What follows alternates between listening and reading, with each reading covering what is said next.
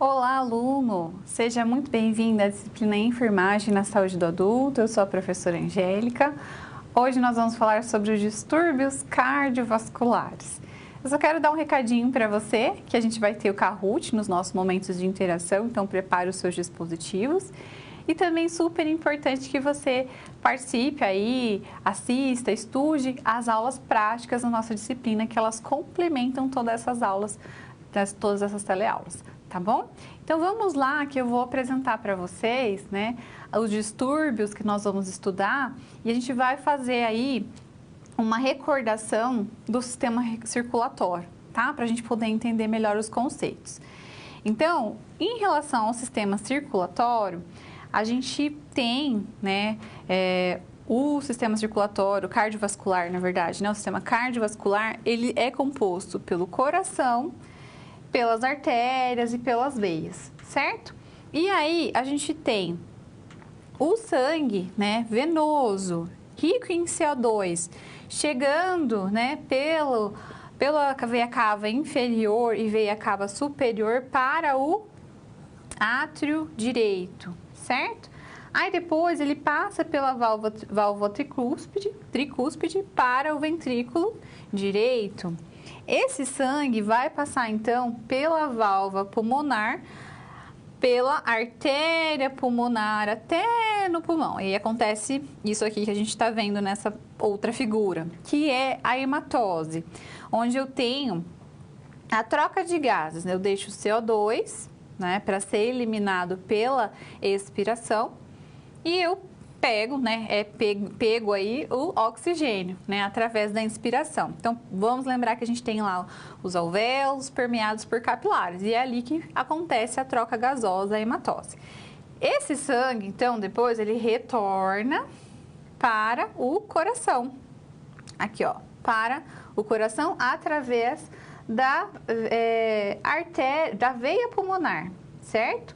E aí a gente tem esse sangue rico em oxigênio agora passando do átrio esquerdo para o ventrículo esquerdo através da válvula aórtica, através da válvula mitral, perdão, aqui ó, válvula mitral. E depois esse sangue ele vai passar pela válvula aórtica, agora sim, através da artéria aórtica. Então vocês percebem que os nomes são parecidos, certo? Então, através desse sistema, quando então é injetado o sangue do ventrículo pela artéria aorta, é irrigado então todo o nosso organismo. Então, há dois momentos, um momento de sístole e um momento de diástole. No momento da sístole é o momento do quê? Da contração, certo?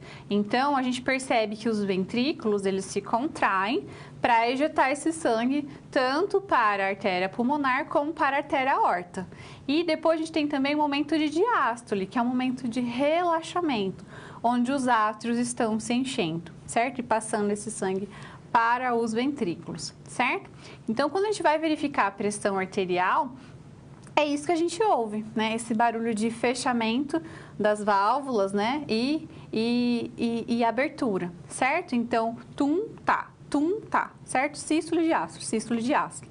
Isso é importante para a gente entender, porque a gente vai falar hoje sobre hipertensão arterial sistêmica.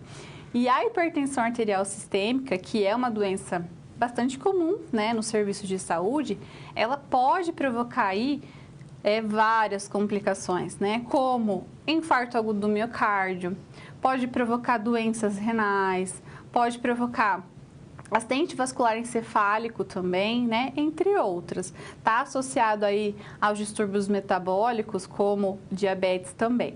Então, a gente vai falar sobre infarto agudo do miocárdio também, trombose venosa profunda, vamos falar sobre o edema pulmonar, né?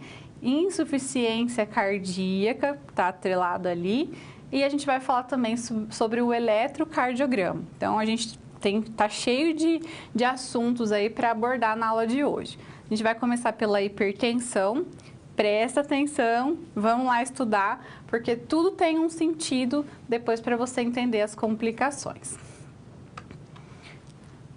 Hipertensão arterial sistêmica.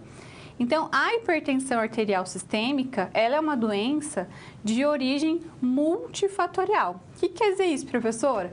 Quer dizer que eu tenho muitos fatores envolvidos para a pessoa vir a desencadear uma hipertensão arterial. Então, ela é caracterizada aí por elevados níveis pressóricos, né? Eu tenho ali o sangue passando pelas artérias e esse passar, ele acontece com muita pressão. E essa pressão elevada, ela pode ir lesionando até mesmo a parede das artérias, né? E os órgãos que são irrigados por esse sangue, né? Por isso que está associado a várias complicações, certo? Elas são aí responsáveis por mortes, né? São as primeiras causas de morte no mundo das doenças cardiovasculares. E a gente tem ali atrelado a hipertensão arterial, certo? Então, é importante que você entenda os fatores associados à hipertensão arterial. Vamos no quadro, então, porque a gente tem fatores modificáveis e não modificáveis, como, por exemplo, eu não consigo modificar a hereditariedade, a parte genética, né? Mas eu consigo modificar, por exemplo, a obesidade, né? Estar sempre exposto ao estresse, a alimentação não saudável, principalmente o consumo excessivo de sal, né? Então, esses fatores, eles podem ser trabalhados com o paciente, com o usuário do serviço de saúde. Então, a nossa abordagem junto com esse paciente é justamente fazer com que ele modifique esses hábitos para que, se ele já tem a hipertensão, que ele consiga controlar a sua hipertensão, controlar os níveis pressóricos, para que ele não venha a ter aquelas complicações ou que a gente retarde o acometimento dessas complicações. E quando a gente tem aqueles indivíduos que ainda não têm o diagnóstico, para que ele retarde, né, ou mesmo não venha a ter aí o diagnóstico. Então, essa abordagem é super importante pelo profissional de enfermagem, né, que atua muito aí em relação a esses fatores de risco. No quadro, a gente vai ver a importância da gente estudar a hipertensão arterial, porque ela atinge aí de 11% a 20% da população adulta, né, maior de 20 anos. E aí os dados vão mostrar justamente essa relação com as complicações. Então, por conta da hipertensão arterial, acontecem 40% dos infartos do miocárdio, né? 85% dos acidentes vasculares encefálicos, 25% das insuficiências renais terminais e olha só, 300 mil vítimas de infarto agudo no miocárdio por ano. E a Organização Mundial de Saúde, ela estima que em 2030, quase 23,6 milhões de pessoas no mundo vão morrer por conta de doença cardiovascular. Então, sim, é uma doença super importante para você estudar, porque você vai se deparar muito com o paciente que tem essas alterações. E aí é super importante a gente entender a fisiologia, né? Por quê? A gente tem um sistema que regula hemodinamicamente a quantidade de líquidos no nosso organismo, né? Por quê? Porque a quantidade de líquidos também altera a pressão. Então, quando a gente tem uma pressão arterial muito baixa, entra em ação o quê? O sistema renina, angiotensina, aldosterona. E não é complicado não, a gente vai entender agora. Vamos no quadro. Então, quando a gente percebe, né, na verdade lá no rim, né, é percebido que a gente tem uma pressão mais baixa, né, até mesmo a volemia mais baixa, então é excretado a renina, que é uma enzima, certo? A renina, ela vai transformar o angiotensinogênio, que é produzido no fígado, em angiotensina 1. Só que olha só, a angiotensina 1, ela não tem muita função, né? Ela só por si só não faz muita coisa. Então, a gente precisa da ECA, que é a enzima conversora de angiotensina, que ela é produzida na superfície do endotélio pulmonar. A gente precisa dessa enzima para converter a angiotensina 1 em angiotensina 2. E aí sim, com a angiotensina 2, a gente tem realmente uma ação acontecendo. Então, a gente percebe ali que há uma reabsorção de sal, né? Uma excreção de potássio, uma retenção de água. A gente percebe também que há vasoconstrição acontecendo, tudo isso para quê? Para aumentar a pressão que foi identificado que estava baixa, certo? A gente também tem a angiotensina 2 fazendo, então, todas essas ações, né, que são super importantes aí para a gente aumentar a pressão arterial. E aí, a gente tem também a aldosterona. Aqui é a aldosterona, ó. A aldosterona, ela é secretada pela suprarrenal, né? E ela vai auxiliar na reabsorção pelo fígado de sódio e retenção de água também, aumentando a pressão arterial. Percebe, então, que esse sistema que acontece no nosso organismo, fisiologicamente, ele é para regular, então, a nossa pressão arterial. Quando ela está muito baixa, entra esse sistema em ação. E é importante a gente entender isso porque a gente vai perceber, por exemplo, a atuação de alguns medicamentos que são, por exemplo, para eliminar essa enzima conversora de angiotensina. Né? Então, a gente não teria, então, a angiotensina 2 para produzir todo aquele processo de vasoconstrição, de reabsorção de sódio, de retenção de água, para a gente ter um aumento da pressão, né? Então, a gente precisa compreender esse processo. No quadro, a gente vai perceber também que a hipertensão arterial, ela está ligada a várias doenças aí, cardíacas também, né? Como, por exemplo, a doença coronariana, né? O infarto agudo do miocárdio, acidente vascular encefálico, a nefropatia, retinopatia, a hipertrofia de ventrículo esquerdo, né? Que é uma resposta adaptativa do coração à hipertensão arterial, então ele fica mais... ele fica como se fosse dilatado o ventrículo, né? Então, ele fica aumentado. Então, ele perde um pouco a sua função, né? Para fazer a ejeção do sangue.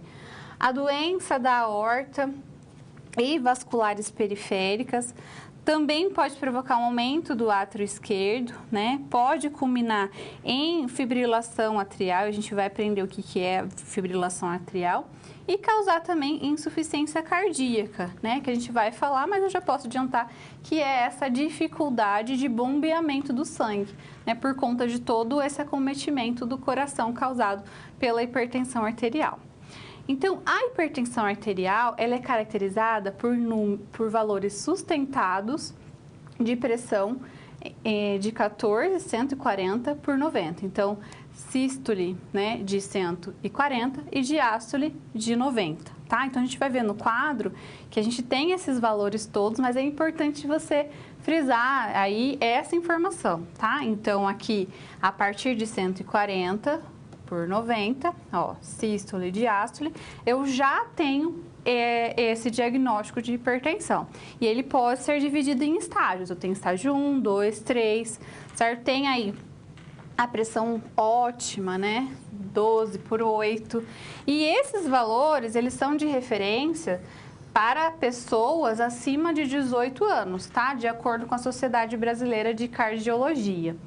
Então, os fatores de risco para a pessoa desenvolver são todos esses aqui que a gente está vendo, tá? A questão herdada, hereditária dos pais, em 90% dos casos acontece, né?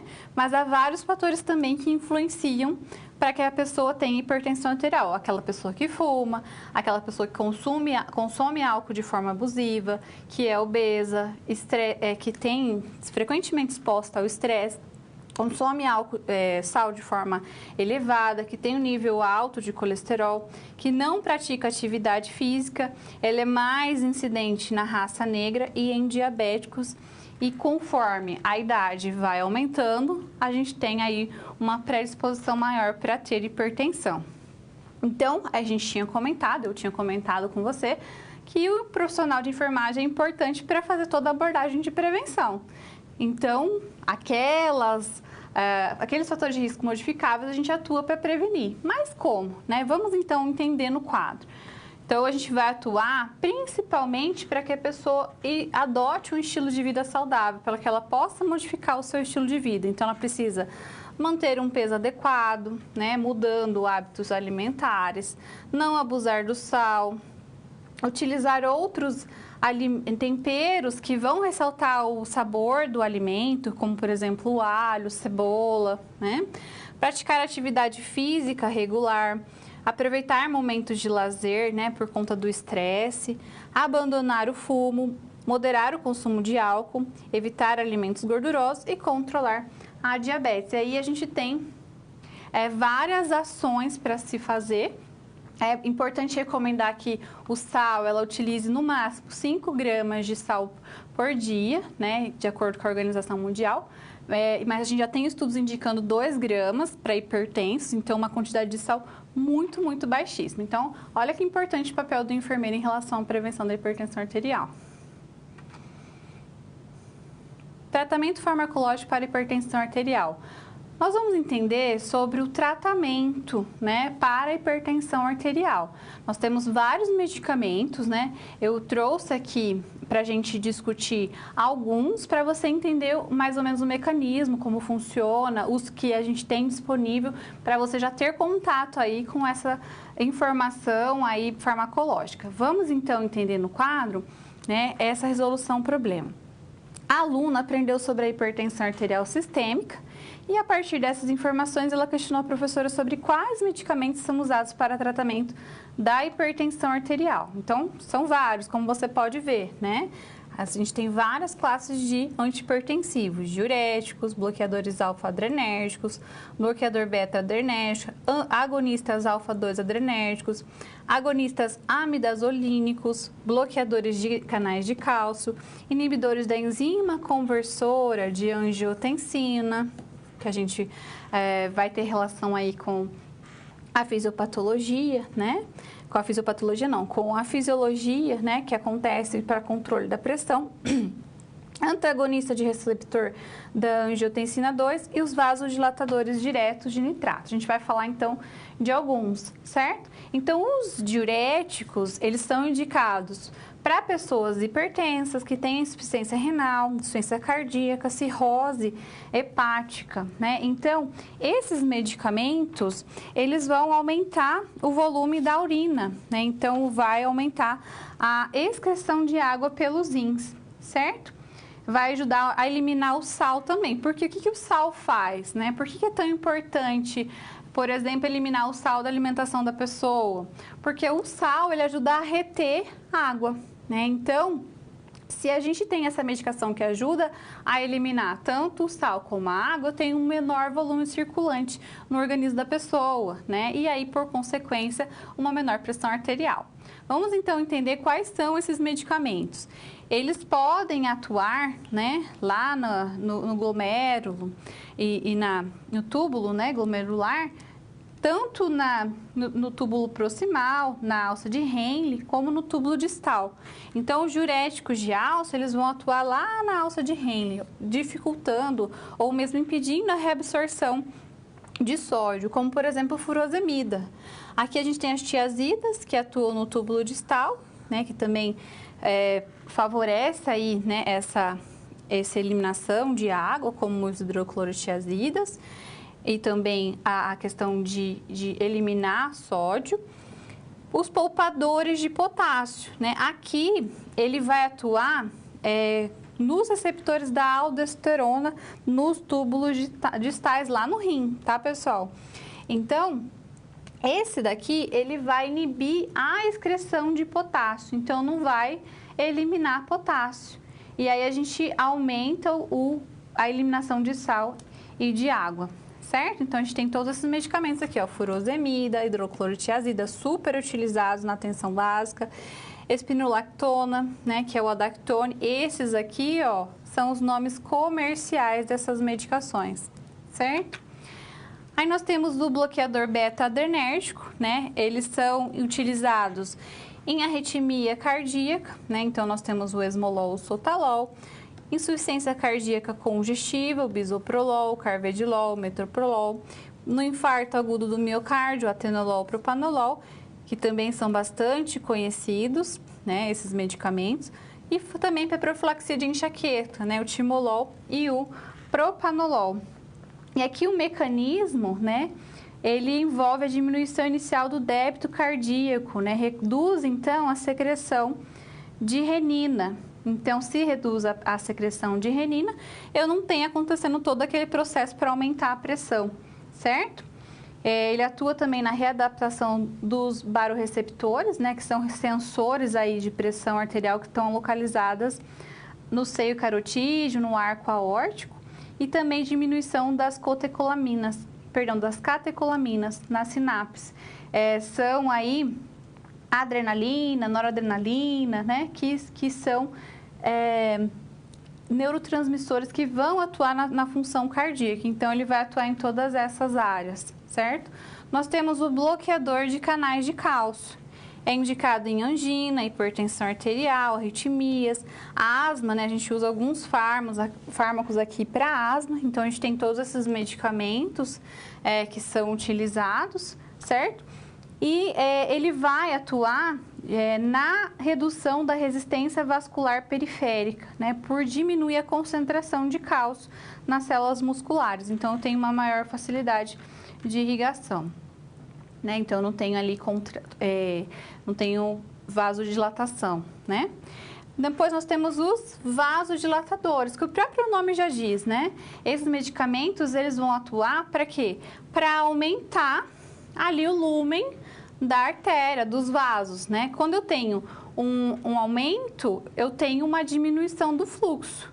É a mesma coisa de você pegar, vamos pegar lá uma mangueira, né? Se você pegar uma mangueira que tem um diâmetro pequeno e você ligar, vai ter uma pressão maior, né? Se você pegar uma mangueira com um diâmetro maior, com a mesma pressão que você utilizou anteriormente, ela vai sair mais devagar, uma pressão menor. Então, qual que é o objetivo aqui? Aumentar a dilatação, né? Para que a gente tenha essa pressão menor. E a gente tem esses medicamentos, né? O minoxidil, o nitroprusiato, que também é bastante utilizado, a hidralazina, né? E eles vão atuar nas artérias, vão atuar nas veias, né? Ou nas artérias e veias.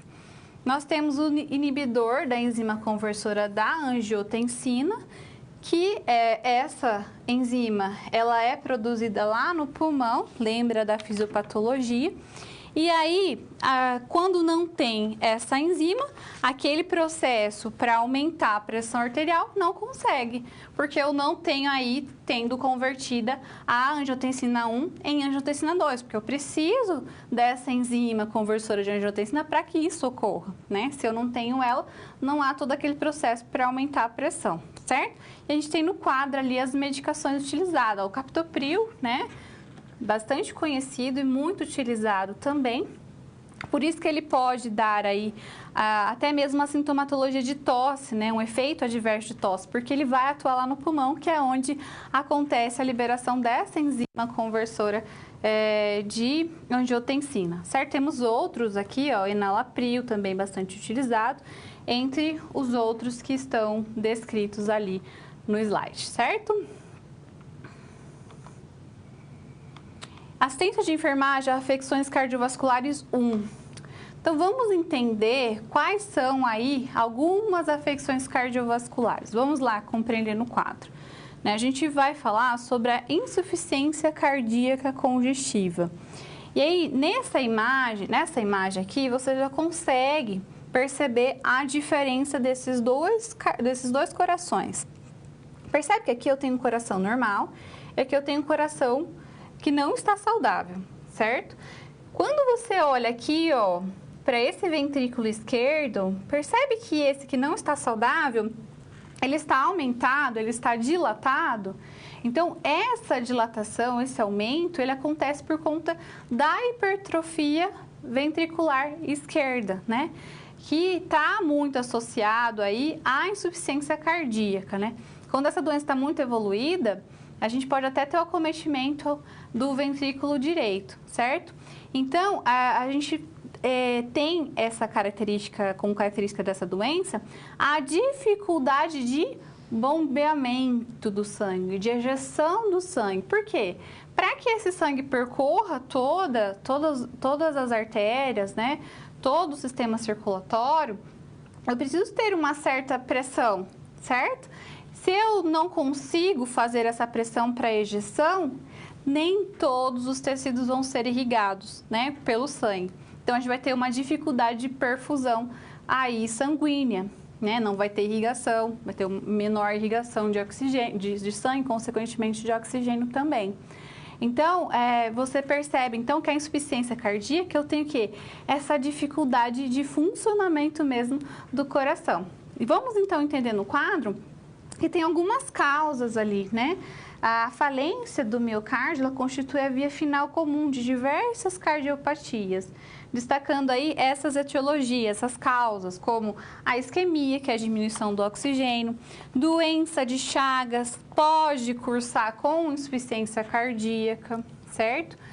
A dilatação idiopática, né, que é por uma causa desconhecida, quando o profissional já investigou todas as causas, não encontrou, então fica como uma causa não conhecida. Pode ser por conta da hipertensão arterial, né, como a gente observou. Pode ser valvar, então alguma dificuldade nas válvulas, tá? Pode ser também por malformação congênita, periparto, né? Então, eu tenho ali algumas doenças que podem acontecer nesse momento, né? Que vão levar a óbito, insuficiência cardíaca, arritmia, né? Que vão causar essa disfunção esquerda, né? Ventricular esquerda. Pós-miocardite, né? Onde eu tenho uma infecção, né? Do miocárdio. Então, após essa infecção do miocárdio, isso pode cursar também com insuficiência cardíaca. Pós-agente cardiotóxico, faltou um tracinho ali, né? Então, a gente tem também alguns agentes cardiotóxicos que estão associados aí a quimioterápicos, por exemplo, que podem causar insuficiência. E também por causas infiltrativas, certo? Então, a gente tem aí algumas causas relacionadas à insuficiência cardíaca. E quando a gente tem esse paciente, é importante observar a classificação da insuficiência, né? Então, eu posso tanto fazer uma classificação pela história natural da insuficiência cardíaca congestiva, né? Então, eu vou fazer essa classificação baseada na progressão da doença. Então, o estágio A, ele tem fatores, mas não tem doença perceptível, né? No estágio B, ele tem ali uma disfunção sistólica ventricular esquerda, mas ele não apresenta sintomas. Então, você percebe, tem uma lesão da estrutura cardíaca, mas ainda sem sintomas. No estágio C, ele tem uma disfunção sistólica ventricular sintomática, né? Então, aqui eu vou ter toda a lesão da estrutura e também sintomas. Pode ter o estágio D, onde eu vou ter especificamente a insuficiência cardíaca que persiste ao tratamento de alta complexidade. Nesse caso aqui, ó, o profissional já considera cuidados paliativos, certo? Depois a gente tem essa classificação do estado funcional, né? Que é para observar a limitação que é imposta pela doença, que diz relação à qualidade de vida dessa pessoa. Então, classe 1, ela vai apresentar sintomas, né? Quais sintomas? Dispneia, cansaço, né? Aos esforços maior que os habituais. Então, quando ela, por exemplo, faz uma corrida, que não está habituado, ela vai sentir sintomatologia. Na classe 2, ela vai ter uma sintomatologia aos esforços habituais. Então, se ela costuma lavar louça, né?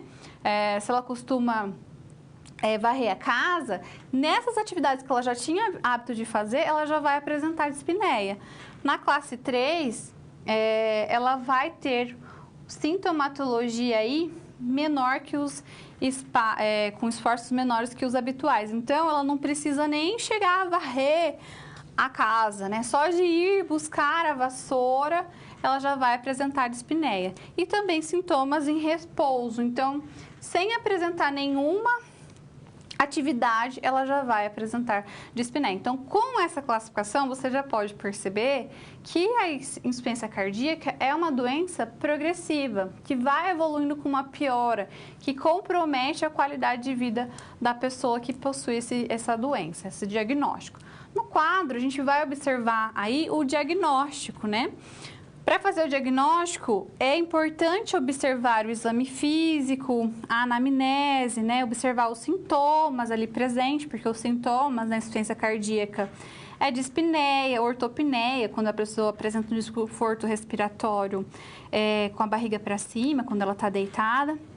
Pode ter palpitações, síncope, dor torácica, edema, cianose periférica, fadiga, certo? Então, o profissional vai associar a anamnese com o exame físico. O eletrocardiograma é solicitado, ele vai apresentar fibrilação atrial, sobrecarga atrial, né, ou ventricular esquerda, raio-x de tórax também, ecocardio, que na verdade é ecocardiograma, né? A gente chama ali na profissão, no dia a dia, de ecocardio ou eco, né? Mas é ecocardiograma, é uma ultrassom do coração, né? A cintilografia, para avaliar o fluxo de sangue nas artérias, e o cateterismo, né? Que ele é usado aí para diagnóstico da obstrução nos vasos sanguíneos, que irrigam o coração. Então, é feita uma punção na femoral ou na jugular, né? Então, essa punção é feita e é colocado um catéter ali até próximo ao coração, até dentro do coração, certo? Até próximo ao ventrículo. E aí, o cuidado de enfermagem é observar sangramentos, porque pode ter sangramentos nesse local da punção, sabe? É um dos cuidados. Então, a gente pode ver que são vários exames diagnósticos, né? A gente pode até ver no quadro também outros, como exames laboratoriais, né? Troponina, o BNP, que é um peptídeo aí naturético do tipo B, que é liberado pelos miócitos em resposta à sobrecarga cardíaca.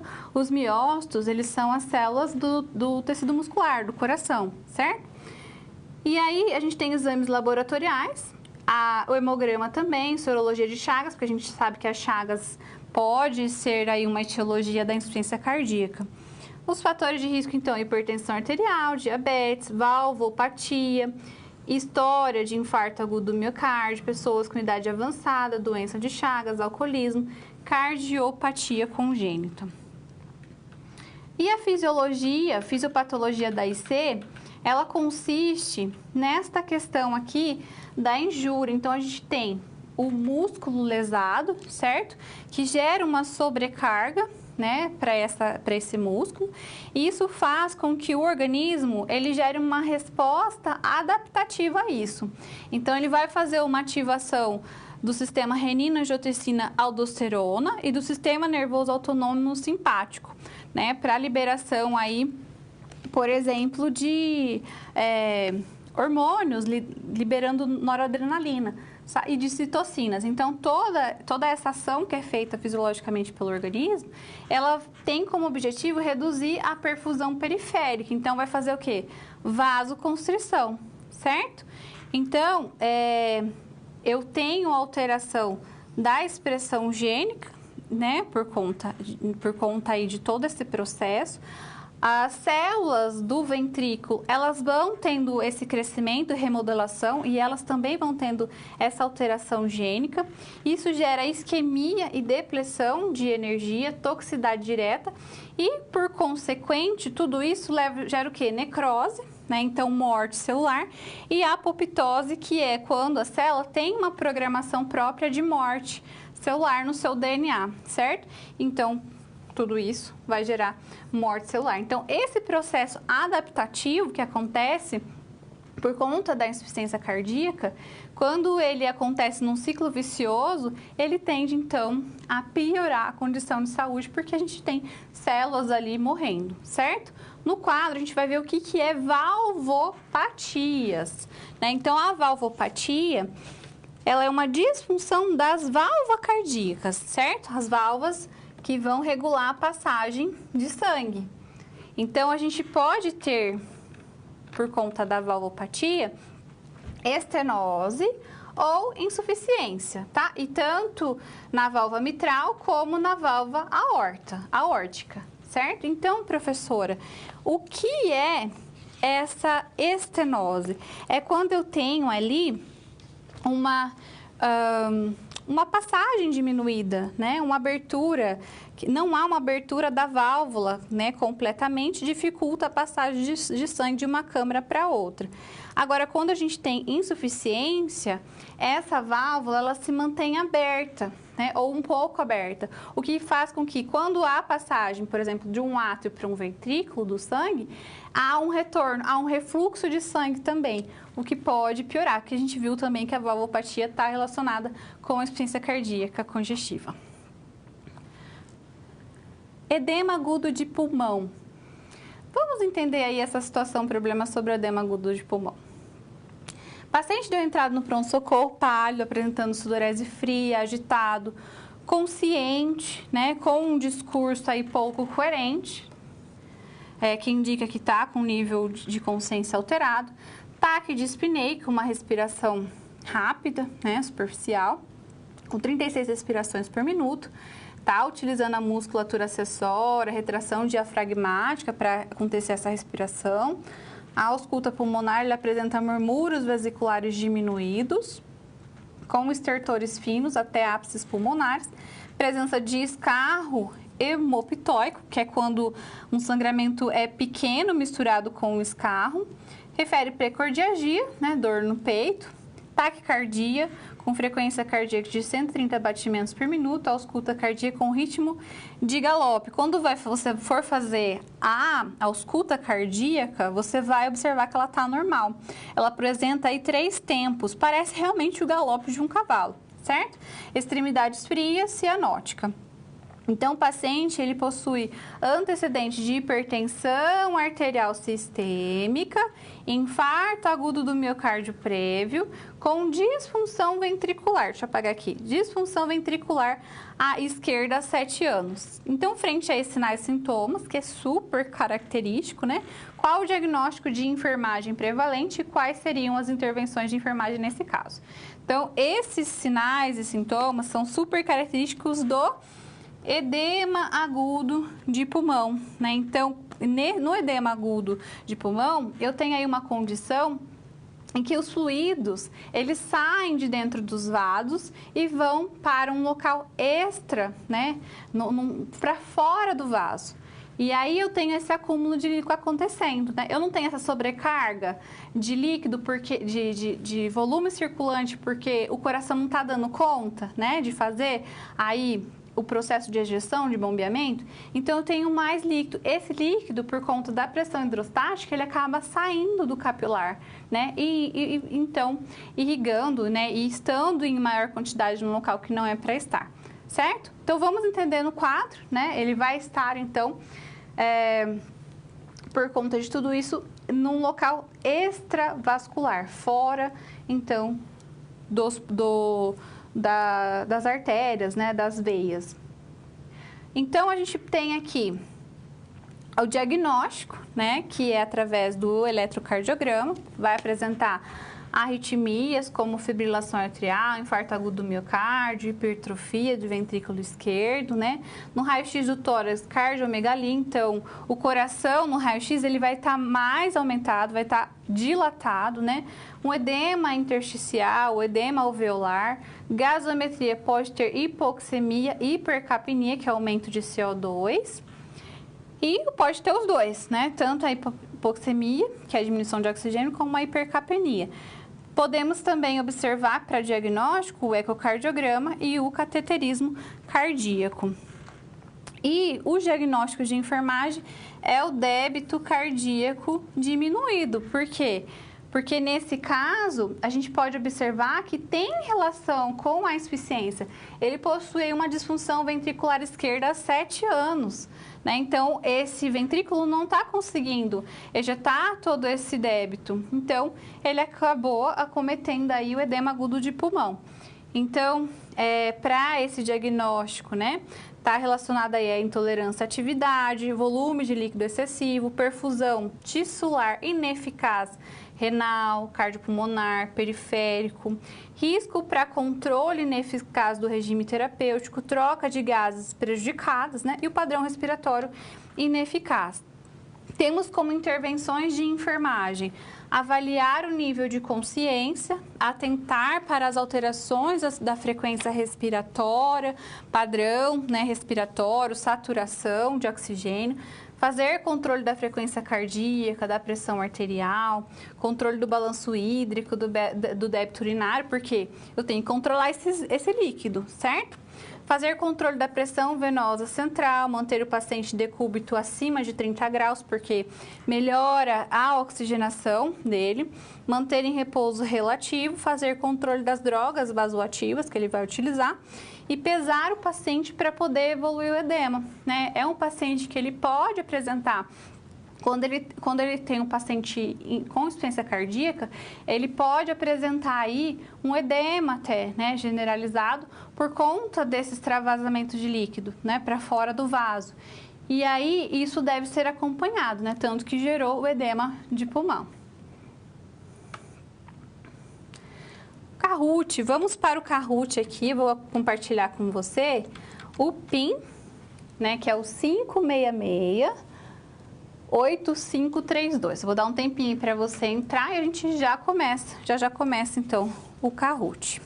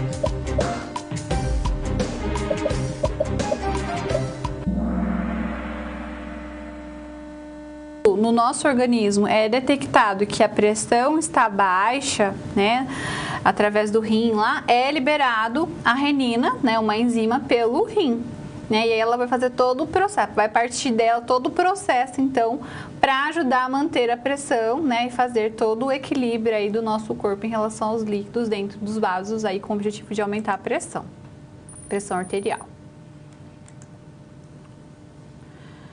É antihipertensivo,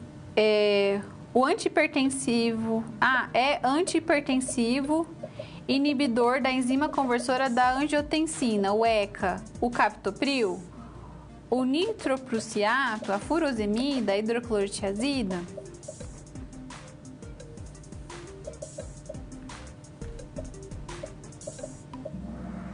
O captopril, né? Então, o captopril é um medicamento aí antihipertensivo dentro da classe dos inibidores da enzima conversora da angiotensina, tá? A furosemida e o hidroclorotiazida, eles são diuréticos. E a última questão dessa rodada, falência do miocárdio constitui via final de diversas cardiopatias, destacando as etiologias, doença de Chagas e isquemia.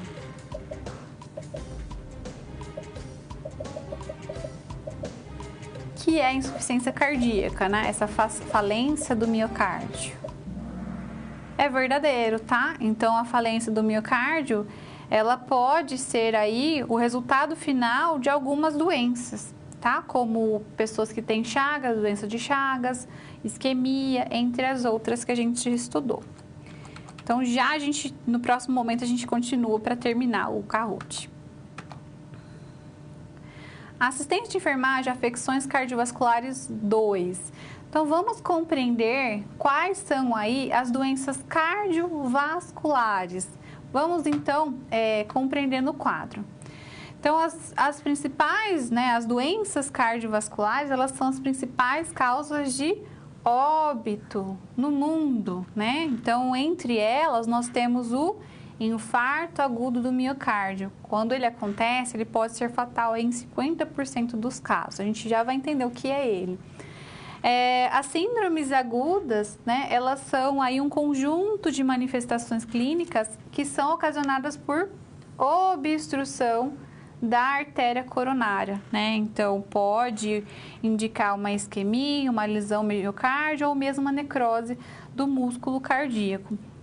Então, quando eu falo em infarto agudo do miocárdio, perceba nessa imagem, nessa primeira imagem, que eu tenho um fluxo sanguíneo normal, sem nada impedindo esse fluxo. Depois, eu vou ter aqui uma obstrução, certo? Que pode aí ser causada, por exemplo, por aterosclerose. Então, eu tenho uma diminuição desse fluxo. Quando eu tenho essa diminuição, é quando o paciente começa, por exemplo, a ter anginas, dores no peito, que vão indicando que tem alguma alteração. Mas eu posso, né, chegar a ter realmente uma obstrução desse vaso. E aí, se eu não tenho a passagem do sangue para o outro lado, eu não tenho aí oxigenação, não tem irrigação sanguínea, né? E aí pode provocar morte celular nesse local. E é justamente isso que acontece no infarto agudo do miocárdio.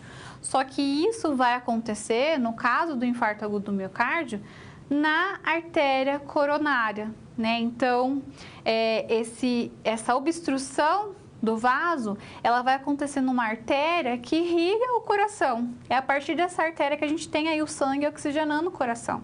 E aí eu vou ter uma obstrução do fluxo desse coração por conta da obstrução da coronária, certo? Então, a gente vai ver que está muito relacionada às doenças ateroscleróticas, né?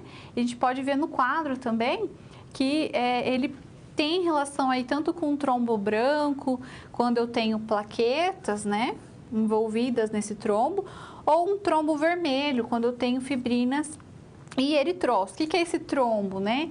Ele é, então, esse impedimento que acontece aí para a passagem do sangue, tá? Então, nesse trombo, eu vou ter essa mistura, né, de plaquetas. Nesse trombo vermelho, eu vou ter essa mistura de fibrina e eritrócitos. Então, esse trombo, que pode ser aí composto de um processo de coagulação também, ele vai levar à obstrução, certo? Mas quando eu falo de doença aterosclerótica, eu estou falando também de um processo de deposição de gordura na parede do vaso, certo? E tem um outro acometimento, né, que pode acontecer. Eu posso ter aí essa deposição de placas e posso ter a retirada de uma parte dessa placa. E uma parte dessa placa pode ficar o quê? Percorrendo aí os vasos. E se ele acabar incidindo, né, num vaso menor, ele também vai diminuir a passagem desse local, tá certo?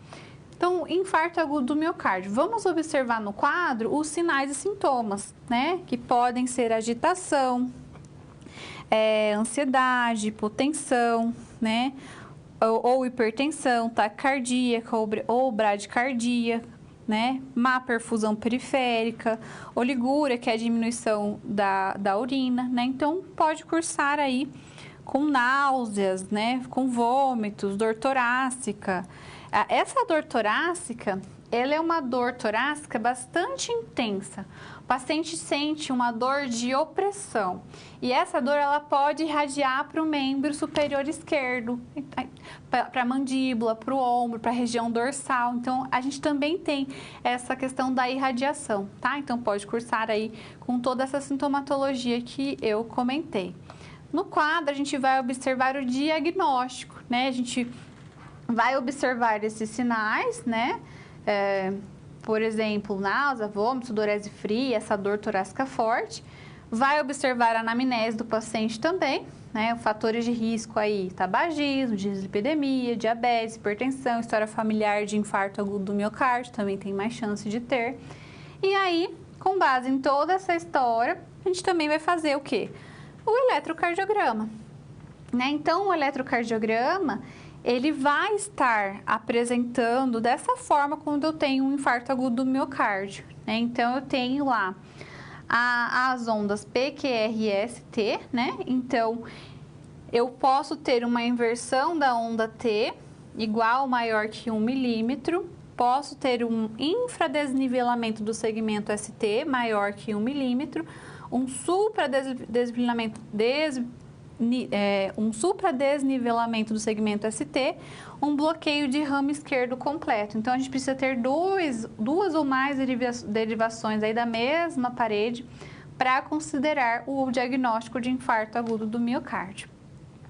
Então, quando eu penso em infarto agudo do miocárdio, é sempre importante fazer a classificação se o infarto agudo do miocárdio pode provocar insuficiência cardíaca, porque isso pode acontecer, né? Então, para identificar aí, para detectar, né, essa possibilidade de ter ou não insuficiência cardíaca, é feito a classificação de Killip, certo? Então, eu posso ter aqui a classificação Killip 1, onde eu tenho uma ausculta normal, né, do paciente, mesmo com infarto agudo. Eu tenho Killip 2, né, onde ele vai ter já uma insuficiência cardíaca leve ou moderada. O Killip 3, né, que ele vai ter uma insuficiência cardíaca grave, né, podendo até cursar com edema agudo de pulmão. O Killip 4, onde a gente tem o choque pulmonar, né, o choque, então, que vai evidenciar aí baixo débito cardíaco.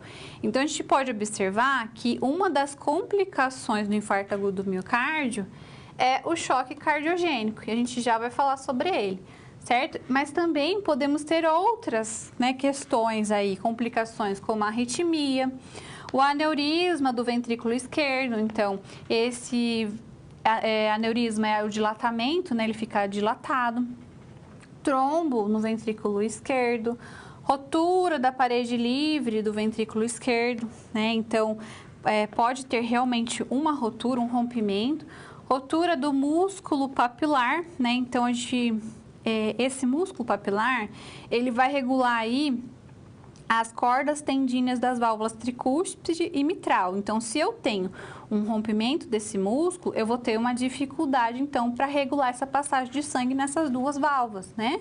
Podemos ter também a comunicação interventricular, que não pode acontecer, e aí, nesse caso, pode ter como complicação, e a própria pericardite, né, que é uma inflamação do pericárdio, que é a camada que envolve o coração externamente.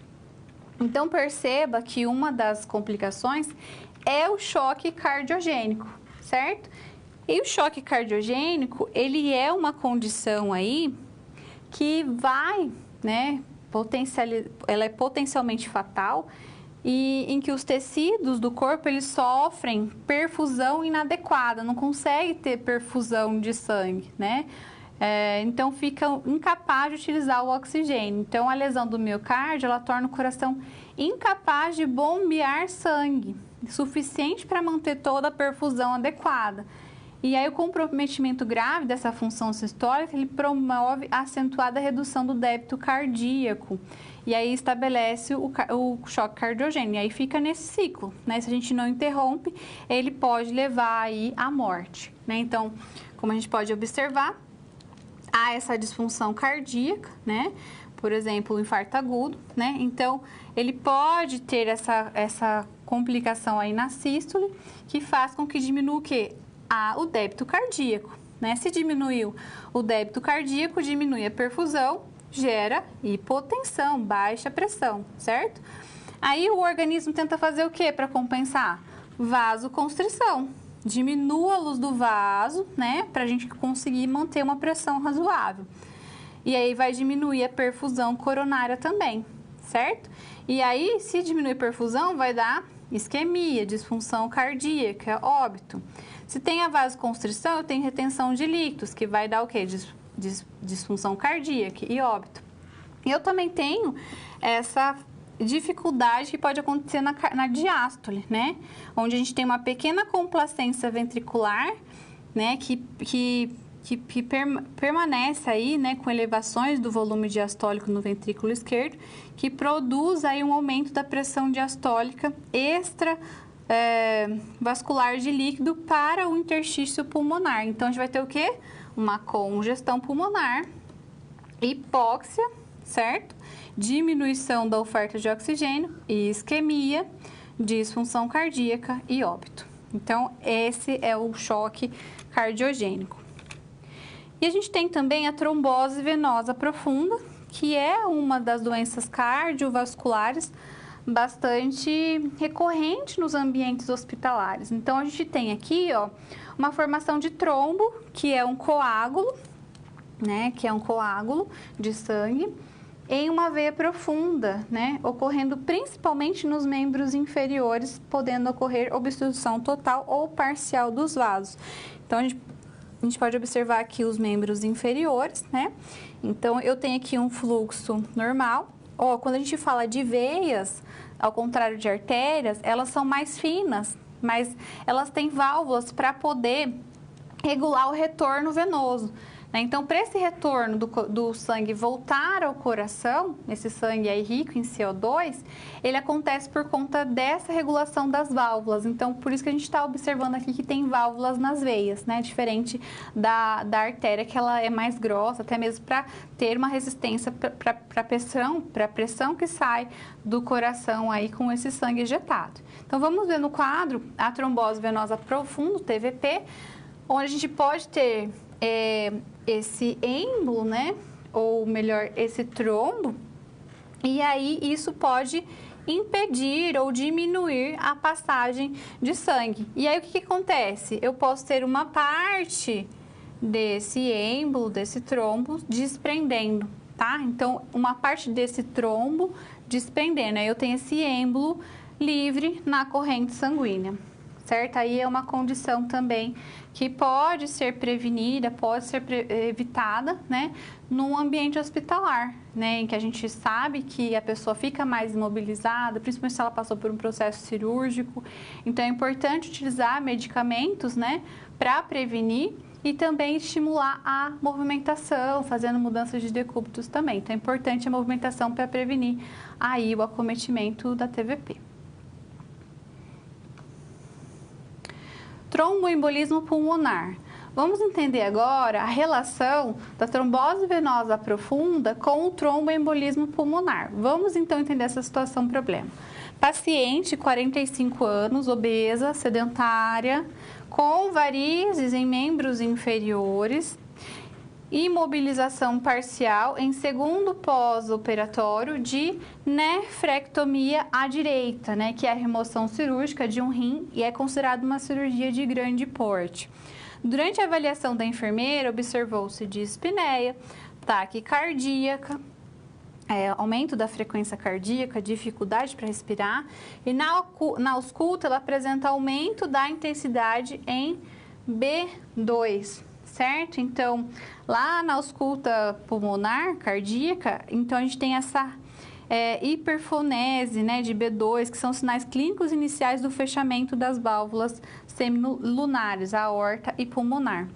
Então, dor torácica também e hipertensão arterial. Então, após a avaliação da enfermeira, foi solicitada a avaliação do médico plantonista e foi diagnosticado tromboembolismo pulmonar. Isso daqui é bastante característico, tá? Toda essa sintomatologia. Então, quais fatores de risco para a tromboembolismo pulmonar e quais métodos para diagnosticar, então, o tromboembolismo pulmonar? Então, a gente... o que acontece, né, no organismo? A gente tem a embolia, que é a obstrução da artéria, né, por material transportado no sangue, e eu tenho a tromboembolia, que é a oclusão arterial por trombos, né? Então, eu tenho fragmentos de coágulos, ou os coágulos, que são originados em outro local, certo? Então, um dos fatores de risco, o fator de risco principal no tromboembolismo pulmonar é a trombose venosa profunda. Então, a trombose venosa profunda, eu tenho lá um êmbolo, né? E eu tenho desprendimento, eu tenho um trombo, eu tenho um desprendimento de um êmbolo. Esse êmbolo, ele fica livre na corrente sanguínea, certo? Então, se ele acabar indo até a região do pulmão, né? Eu posso ter essa questão, tá? De tromboembolismo pulmonar. Então, um dos fatores de risco é a TVP, tá? E aí a gente pode observar também que tem alguns fatores de risco para acontecer a TVP. Então, quando eu penso nos fatores de risco para tromboembolismo pulmonar, eu também tenho que pensar nos riscos para TVP, porque está ligado uma coisa com a outra, tá? Então, a gente vai ver no quadro, né, que os fatores de risco, né, eles são trauma não cirúrgico e cirúrgico, idade maior que 40 anos, tromboembolismo venoso prévio, a própria imobilização, quando a pessoa fica impossibilitada de se movimentar, insuficiência cardíaca, infarto agudo miocárdico, obesidade, parto, né, o estrogênio, já ouviu falar de mulheres que usam anticoncepcionais, que aconteceu a trombose, né, que combinou aí em tromboembolismo pulmonar, é uma complicação, né, pode acontecer. E aí, os sinais e sintomas, né, para esse acometimento é dor torácica, né, então, para a gente fazer o diagnóstico, é importante observar, para o profissional fazer o diagnóstico, é importante observar os sinais e sintomas, então, dor torácica, tanto pleurítica como não pleurítica, dispneia intensa, hemoptise, né, que é a tosse com sangue, ou só tosse, sem o sangue, síncope, né, que é um desmaio, uma perda de consciência, aumento da pressão arterial, aumento da frequência cardíaca e aumento da frequência respiratória. Tá tudo aumentado aí, né, dos sinais vitais em relação a esses três. Pode ter uma turgência jugular, né, que é uma dilatação, febre e cianose, né? Então, é importante fazer a clínica, o exame físico, raio-x, eletrocardiograma, gasometria arterial, né? Tomografia, cintilografia, arteriografia, ultrassom com Doppler, ecocardiograma. Então, são vários exames utilizados para poder detectar essa condição, né? É uma condição aí grave, mas que pode ser uma complicação desses procedimentos cirúrgicos, dessa questão do paciente estar muito imobilizado, e tem como realizar prevenção, né? Que é a questão de imobilizar esse paciente, já detectar isso precocemente para que ele faça o uso de medicamento de forma correta, para que ele use medicamento aí, antitrombolítico, né? Quando ele fez, por exemplo, procedimento cirúrgico, né? Então, tem como realizar algumas ações para prevenir. Assistência de enfermagem a afecções cardiovasculares 3. Então, vamos entender outros assuntos ali relacionados às doenças cardiovasculares. Vamos ao quadro. Nós vamos aprender agora sobre o eletrocardiograma, certo? O eletrocardiograma, ele vai registrar o funcionamento cardíaco da atividade elétrica. Professora, o coração tem uma atividade elétrica?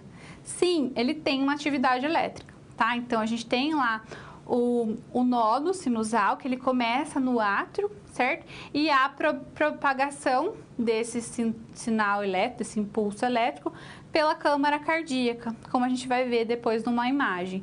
E aí, com essa atividade elétrica, né, que é impulsionada, há então a realização da movimentação cardíaca, tá? Da sístole e da diástole. Então, vamos entender no quadro, né, melhor sobre o eletrocardiograma. Ele é um exame, né, que vai fazer essa detecção dos impulsos elétricos. Eu tenho, né, essa atividade sendo registrada em um papel milimetrado, né, que ele vai transmitir todas essas derivações aqui, tanto periféricas como precordiais, que estão relacionadas à realização do exame, certo? E aí, na parte horizontal, a gente tem aí o tempo, né? O tempo aqui. E nessa parte vertical, a voltagem, certo? Desculpem a minha letra. E aí, cada quadradinho, ele possui um tempo de 0,04 segundos e uma amplitude de 1 milímetro. Então, existem 5 quadradinhos a cada entre as linhas mais escuras. Percebe que aqui tem uma linha mais escura, certo? Uma linha mais escura. E aí, a gente faz, então, um tempo entre essas linhas escuras de 0,20 segundos. No eletrocardiograma, o profissional de enfermagem realiza esse exame, então ele deve fazer, né, ele deve saber manusear esses eletrodos periféricos, onde colocar, né? Então, o vermelho no membro superior direito, o amarelo no membro superior esquerdo, certo? O preto no membro inferior direito e o verde no membro inferior esquerdo, tá? Lembra lá, ó. Lado esquerdo do coração, cor do Brasil, verde e amarelo, certo? Então, a gente coloca esses eletrodos e ele vai dar todas aquelas derivações que a gente falou, certo? Até mesmo D1, D2, D3. Então, tem que colocar certinho, porque pode alterar o resultado do exame. E depois a gente vai aqui, né, marcar com gel e colocar esses eletrodos que são aí pré-cordiais. São 6. Cada um ele fica, então, em um local específico, certo? E aí, o eletrocardiograma, ele vai, então, monitorar, através desses eletrodos colocados corretamente, essa função elétrica. Então, essa função elétrica, ela começa lá no nódo sinoatrial. Onde que está esse nódo sinoatrial? Tá vendo aqui o átrio? Né, bem próximo à veia cava superior, tá? Então, eu tenho aqui o nódo sinoatrial. Ele é o marca-passo fisiológico do coração. É ele que vai ditar o ritmo cardíaco, certo? Então, esse impulso elétrico, ele parte aqui do átrio, ele vem aqui até o nódo atrioventricular, né? Porque aqui eu tenho o átrio, aqui eu tenho o ventrículo, átrio, aqui eu tenho o ventrículo, certo? Então, ele vem até aqui, ó, nesse nódo atrioventricular. Depois, ele vai vir até o feixe de His, ó, o feixe aqui. E ele vai se dividir em dois ramos, o ramo direito e o ramo esquerdo, certo? Deixa eu apagar para vocês verem melhor, ó, aqui, 2 ramos, tá? E depois, nós vamos ter as fibras de Purkinje. Então, a gente tem esse processo de despolarização e repolarização para acontecer, então, a movimentação cardíaca. Então, a gente pode observar que na onda P, né, ela vai apresentar o quê? A despolarização atrial. Então, começa lá no nódo sinoatrial, certo? Depois, esse intervalo PR, aqui, ó, é o tempo de que a condução elétrica vai demorar para passar do nódulo atrial para o nódulo atrioventricular, certo? Nesse percurso aqui. Isso vai demorar em torno de 0,20 segundos. Depois nós temos o complexo QRS, né? Que ele vai mostrar a despolarização ventricular. Então, eu tenho aqui 0,12 segundos, né? Para acontecer, porque a gente vai avaliar isso também. E depois a onda T, onde tem a repolarização ventricular, tá? Para poder encher novamente aí de sangue as câmaras ventriculares. Nós temos, né, um padrão normal, né? Que esse padrão é o chamado sinusal. Então, quando a gente observa o eletrocardiograma, ele tem todas as ondas no seu tempo, né? Igual a gente observa aqui, tá? Todas as ondas no seu tempo, ritmo regular, frequência cardíaca regular, né? Então, a gente vai chamar de sinusal. Mas quando a gente tem uma alteração, né, em algum desses componentes ou em vários desses componentes, então a gente vai ter uma arritmia. Essa arritmia pode ser por conta de bradiarritmia, quando eu tenho uma frequência cardíaca mais baixa, né? Então, menos que 60, por quê? Porque a frequência cardíaca normal no adulto é entre 60 e 100. Então, se eu tenho menor que 100, eu vou ter essa condição de bradicardia. Mas dentro da bradicardia, a gente pode observar no quadro que eu tenho algumas classificações que podem acontecer, como a bradicardia sinusal, né, que é essa frequência mais baixa aqui, com normalidade do ritmo, né, e presente em todas as ondas e tempos determinados. Tem o bloqueio atrioventricular, né, que é criado aí um retardo do impulso ao nível do nó atrial ventricular, com uma pausa nesse período maior do que o normal, né, antes da estimulação do ventrículo. Então, ele vai prolongar o intervalo PR por 0,20 segundos, certo? Depois nós temos aqui as taquiarritmias, né? Onde eu tenho uma frequência maior que 100, uma frequência elevada. Dentro dessas taquiarritmias, eu tenho a taquicardia sinusal, né? Que eu vou ter esse aumento da frequência, vou manter todas as ondas no tempo devido, o ritmo é regular, né? Mas eu vou ter essa condição, por exemplo, é fisiológico, quando a gente tem uma atividade física, né? Quando a gente faz uma atividade física, um esforço, o nosso coração vai ter uma frequência cardíaca maior, isso é normal. Igual a bradicardia sinusal, né? Quando eu estou dormindo em repouso, eu tenho uma diminuição da frequência. Isso é fisiológico, isso é o normal. Mas a gente tem algumas alterações que podem acontecer. Então, vamos ver as outras taquicardíacas, né? Eu posso ter aí ataque cardíaca Então, só perceba assim, essa fisiológica aqui, eu tenho essa ataque cardíaca, mas depois que eu retiro essa atividade, né, essa situação que acontece, ela volta ao normal, tá? E depois eu tenho ataque cardíaca paroxística, né, onde a gente tem aí uma frequência cardíaca rápida de início súbito, uma frequência cardíaca então maior que 100, onda P não aparece, ou pode ser visualizado no final aí do complexo QRS. Aqui a gente tem ataque cardíaca ventricular, né? Então, o ritmo rápido, tão rápido que as ondas, então, P se juntam à onda T e aí elas parecem uma só, certo? O complexo QRS ele é alargado, maior que 0,12 segundos, e o ritmo é regular. E a fibrilação atrial, né? É uma desorganização elétrica dos átrios, caracteriza aí a ausência da onda P, presença de atividade atrial rápida e irregular, com frequência atrial entre 350 e 600 batimentos por minuto, certo? Então, nesse caso, a gente precisa utilizar medicamentos, né, para a gente quimicamente converter isso, ou mesmo cardioversão elétrica, certo? É só um detalhe aqui, no caso dessa taquicardia sinusal, ela pode ser causada tanto por atividade física, como por anemia, infecção, dor, estresse também, certo? Então, no caso dessas que eu falei que precisam de cardioversão, essa é a cardioversão, vocês podem observar aqui, tá? Então, eu tenho essa aplicação de choque na corrente elétrica, e aí a gente vai regular essa intensidade do choque. Qual que é o objetivo desse choque?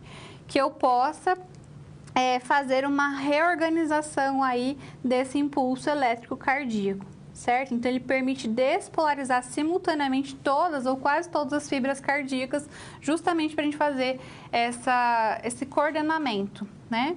E aí, a gente tem essas cargas, né, tendo que ser definidas, de quantos joules a gente vai colocar. Quando eu tenho um QRS estreito, irregular, né, é 50 a 100 joules, né, um QRS estreito irregular, 120 a 200, e um QRS largo irregular de 100 joules, certo? Como que eu vou saber se é estreito, professor? Quando ele tiver esse QRS menor que 0,12. Quando eu tiver um QRS largo, ele vai estar, então, maior ou igual a 12 segundos. Então, a gente tem a cardioversão. Temos também as doenças infecciosas do coração. Então, alguns micro-organismos, eles podem causar aí uma inflamação, uma infecção das camadas cardíacas. Então, eu tenho ali, revestindo o coração, o pericárdio, eu tenho essa camada do meio, que é o miocárdio, e internamente o endocárdio, certo? Então, eu posso ter o acometimento de infecções nessas partes que compõem o coração, né? Vamos lembrar que ele é oco, então por isso que tem esse revestimento interno do endocárdio. Então, vamos no quadro, porque a pericardite, então, é essa região externa onde eu tenho essa infecção, essa inflamação acontecendo aí por conta de uma bactéria ou uma substância que fez essa lesão no pericárdio. Os sinais e sintomas é a dor aguda, súbita, respiração superficial, febre moderada, dispneia, ortopneia, que é a dificuldade para respirar deitado, sinais de insuficiência cardíaca e o atrito pericárdico, sabe? É um som cardíaco semelhante aí a um couro, certo? E aí a endocardite, ela também é causada aí por micro-organismos, e aí ela vai acontecer na parte interna do coração. Geralmente a gente tem aí bactérias, né, nesse processo infeccioso. O tratamento é com antibiótico. Já o tratamento das pericardites, eles são com anti-inflamatórios, com os corticoides, né, com antimicrobianos de forma geral, porque eu posso ter fungo, posso ter vírus, posso ter bactérias ali presentes nessa inflamação, nessa infecção do pericárdio. Arritmia. Vamos entender essa situação, problema que vai abordar sobre a arritmia, a gente vai falar também um pouco mais sobre o eletrocardiograma. Vamos ao quadro. Então, a gente tem uma enfermeira que ela está atendendo um paciente de pós-operatório imediato, de revascularização de miocárdio, né? E ela observa que esse paciente está apresentando alterações importantes no eletrocardiograma, né? Ele está com uma pressão arterial 80 por 40 milímetros de mercúrio, uma frequência cardíaca de 150 batimentos por minuto, uma frequência respiratória de 18, né? Ele está entubado em ventilação mecânica, está sedado, e aí ela resolveu, né, fazer um novo, resolveu não, protocolos, né, dos serviços, eles indicam que quando está nessa situação, deve-se fazer um novo eletrocardiograma. E aí ele apresenta essa imagem, certo? Então, qual arritmia o paciente está apresentando, qual a conduta terapêutica para essa arritmia? Então, primeiro, arritmias são alterações no ritmo cardíaco. Então, eu posso ter aí no pós-operatório, um paciente pode apresentar arritmia. Então, avaliando que o paciente mantenha aí a frequência cardíaca elevada, com ritmo alterado, através dos protocolos, a enfermeira fez um outro eletrocardiograma. E aí, esse novo eletrocardiograma, ele se apresenta dessa forma: frequência cardíaca de 150 batimentos por minuto, ritmo regular, onda QRS com duração maior que 0,20 segundos, sem identificação da onda P. Então, isso é uma taquicardia ventricular. Então, nesse caso, como o paciente está hemodinamicamente instável, é importante fazer a cardioversão, né? Então, a cardioversão, ela vai ajudar a coordenar novamente essa atividade elétrica. Vamos para o Kahoot, né? Nós temos aqui o finalzinho do nosso Kahoot. Infarto agudo do miocárdio, ocorre oclusão total da artéria coronária, pode apresentar dor torácica intensa em opressão com irradiação para membro superior esquerdo?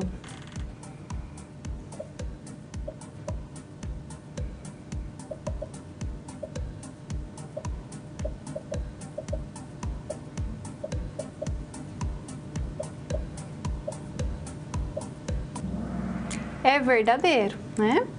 A próxima. A trombose venosa profunda é a formação de trombo em veia profunda, podendo ocorrer obstrução dos vasos?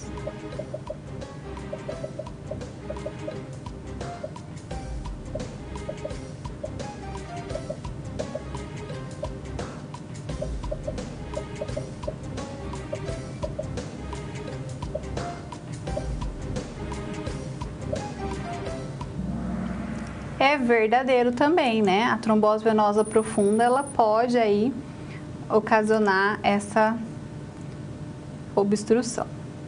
São avaliados no eletrocardiograma o ciclo cardíaco, então a despolarização e a repolarização, presença e tempo das ondas, então se tem as ondas e o tempo dessas ondas, a frequência cardíaca e o ritmo.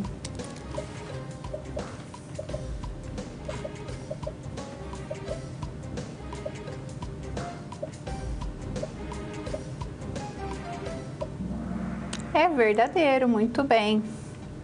Então vamos ao nosso pódio. Em terceiro lugar, a Emily. Parabéns, Emily. Em segundo, a Natália. Em primeiro lugar, a Cíntia. Muito bem, pessoal. Parabéns aí para todos que participaram e principalmente aí para os nossos ganhadores. Então vamos recapitular a nossa aula, né? Esse slide aqui é para vocês não esquecerem os fatores de risco relacionados às doenças cardíacas, né? Mas hoje a gente pode falar sobre várias doenças cardíacas, né? Hipertensão arterial, infarto agudo do miocárdio, né? Insuficiência cardíaca. A gente pode observar que uma tem relação com a outra, né? Aprendemos sobre o tromboembolismo, valvopatias, né? Pericardite, miocardite, endocardite, e eletrocardiograma também, que é importante para avaliar essa função elétrica do coração.